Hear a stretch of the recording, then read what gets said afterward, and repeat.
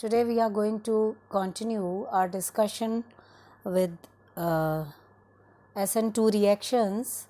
SN2 reactions, as we discussed last time, were the nucleophilic substitution reactions of the second order. That is, they are bimolecular reactions in which the concentration of both the alcohol as well as the alkyl halide determine the rate of reaction, as this kind of reaction is a concerted single step reaction.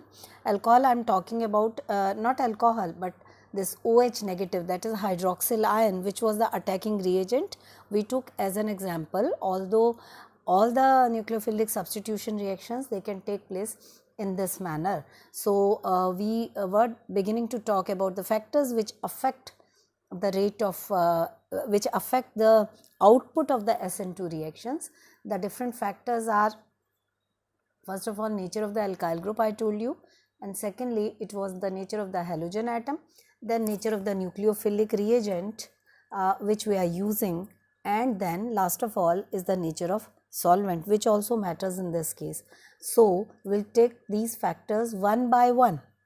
First factor is the nature of the alkyl groups. Nature of alkyl groups, I told you, actually deals with the steric factors affecting this reaction. Now, when I say steric factors, then I am concerned with whether my alkyl halide is primary, secondary or tertiary, or for that matter whether it is a methyl halide. Now, what happens is that you can see, just concentrate yourself on this mechanism once again, and in this kind of depiction here, this is the transition state which is going to be present as an intermediate, and you can see that in this transition state you have got 1, 2, 3, 4 and 5 groups present simultaneously, which means what? That the tetrahedral molecule is converted to a crowded transition state. Now, this crowded transition state means that steric factors are going to matter. If these alkyl groups which are present here, if they are bulky alkyl groups, means that the transition state will become bulkier, will become more crowded, and it will be sterically hindered, and the transition state will become unstable. And if the transition state is not very stable, then energy of activation leading to this transition state will also be higher, hence the reaction will take place with difficulty, which means that the steric crowding here matters very much. If the reaction has to proceed by an SN2 mechanism, then crowding should be as less as possible. Now, can you infer from this discussion what will be the order of reactivity of the alkyl halides? As I already told you that primary alkyl halides, they are the least bulky, of course more as compared to methyl halides, but less than secondary, and tertiary alkyl halides, they are the most sterically crowded halides, which means that tertiary alkyl halides will be the most difficult to react. In fact, what happens actually is that tertiary alkyl halides, they generally like to proceed with SN1 mechanism, and SN2 mechanism is rare in these cases just because of the steric crowding. So, that was the steric factor. Next is the electronic factor. Electronic factor, by this I mean that the groups which are present here, whether they are electron releasing groups or electron withdrawing groups, will it matter with SN2 reaction? Actually, if you again look at the mechanism carefully, you find that when the transition state develops here, this transition state has got this slight negative charge here, slight negative charge there, and overall the polarity of this transition state, you can say overall the negative charge which is present on this transition state is almost similar to that in the reactants, which means that electron releasing or electron withdrawing groups, they have got no significant effect on this transition state, and as it is, the electronic factors, they do not matter, means the groups which are present on this substrate, if they are electron withdrawing or releasing, doesn't matter much and does not affect the rate of this particular reaction. So this was the first factor, that is the nature of the alkyl group. Secondly, the nature of the halogen atom, because your second important point is the halogen atom, which is the leaving group here, halogen atom which is the leaving group here. So whether this leaving group is iodide or it's bromide or chloride or fluoride, will that matter?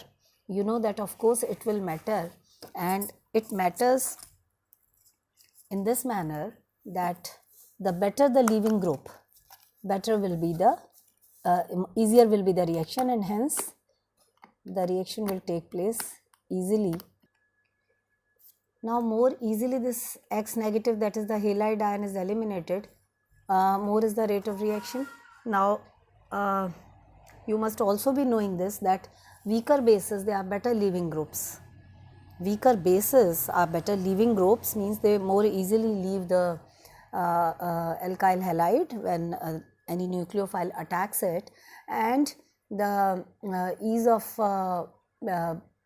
elimination will be iodides, they leave most easily, meaning thereby that fluoride ion is the weakest base amongst this these halide ions, iodide, bromide, chloride and fluoride, and therefore this iodide ion is the weakest base, and therefore it will be the best leaving group, and the ease of elimination will be following this order: iodide followed by bromide, then chloride and then fluoride, which means that the order of reactivity will also be similar, that is iodide, then bromide, then chloride, and last of all fluorides. That means iodides will be the most reactive to SN2 kind of reaction.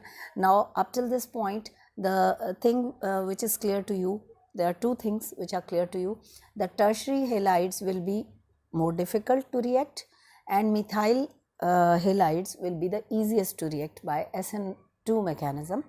And second thing is that iodides will be the fastest and quickest to react, and fluorides will be the most difficult to react. Now regarding the next factor, which is the nature of the nucleophile here, nature of nucleophile. Now again remember the mechanism which I had shown to you here. We were that this alkyl halide is there, and this is the nucleophile. Two things are there, this is the attacking reagent and this is the substrate. So when I talk about the reactivity of alkyl halides, next I talk about the reactivity of the nucleophilic reagent which is present here. This nucleophile, will its reactivity matter in this reaction? You know that nucleophiles are of many kinds. They can be negatively charged, they can be neutral as well with a lone pair of electrons. Can you see it here? This is the nucleophile which is neutral but having a lone pair of electrons, and this is a nucleophile which is highly reactive, which is very strong. So strong nucleophiles, they are more reactive, and therefore the reaction rate with these nucleophiles will naturally be faster. So the order of the strength of nucleophilic reagent decides the rate of the reaction. In this case it is for example, in this case you can take a example of order of reactivity of a few nucleophiles: cyanides, RO negative, OH negative, all of them are strong nucleophiles, CH3COO negative, and neutral nucleophiles such as water. So the order of reactivity follows this sequence, and consequently the reaction also follows this order, the rate of reaction. Next is the nature of solvent. Now you must know that solvent also affects the rate of reaction. Transition state, in this case, again I must show you the mechanism. Transition state in this reaction, as you can see, it is much less polar, negative charge here, slight negative charge here, and automatically these charges they get balanced, and therefore in this case it was again slight negative here, slight positive here. So in the case of this SN2 mechanism, the transition state is less polar as compared to even the reactant. And when the transition state is less polar, that means reactants are more polar. That means if the nature of the solvent is polar, then it will solvate the reactants much more. Do you remember the general principle that like dissolves like? Means that if the solvent is polar, it will be dissolving, it will be solvating the reactants more and more, and if the reactants they get solvated, obviously they'll react at a slower speed, and hence polar solvents they will decrease the rate of the reaction, and non-polar solvents they enhance the rate of SN2 reactions. So